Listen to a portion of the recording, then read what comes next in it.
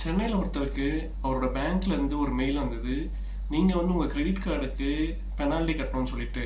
அவர் பத்திரி போய் நான் credit கார்டே use பண்ணலையே, நான் எதுக்கு பெனால்ட்டி கட்டணும்னு சொல்லி பேங்க்கு கால் பண்ணி கேட்டிருக்காரு.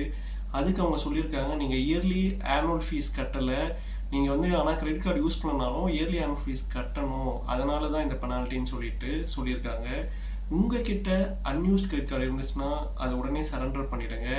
நீங்கள் கஸ்டமர் கேர் கால் பண்ணியும் சரண்டர் பண்ணலாம், இல்லைனா பேங்க்கை வந்து நீங்கள் விசிட் பண்ணியும் அந்த பிரான்ச்சை விசிட் பண்ணியும் நீங்கள் சரண்டர் பண்ணலாம். அப்படி இல்லைனா நீங்கள் வந்து ஒரு ரிட்டர்ன் ரிக்வெஸ்ட் எழுதி அந்த பேங்க்கோட அட்ரஸ்க்கு நீங்கள் அனுப்பலாம். ஸோ இதெல்லாம் நீங்கள் இந்த 3 ஸ்டெப்ஸை ஃபாலோ பண்ணி உங்கள் கார்டை வந்து நீங்கள் சரண்டர் பண்ணலாம். கார்டை சரண்டர் பண்ணதுக்கு முன்னாடி நீங்கள் வந்து அதில் இருக்கிற எல்லா இதையும் கிளியர் பண்ணிவிடுங்க. ஏதாவது பேமெண்ட்டு நீங்கள் பண்ண வேண்டியது இருந்துச்சுன்னா அதை கிளியர் பண்ணிவிடுங்க.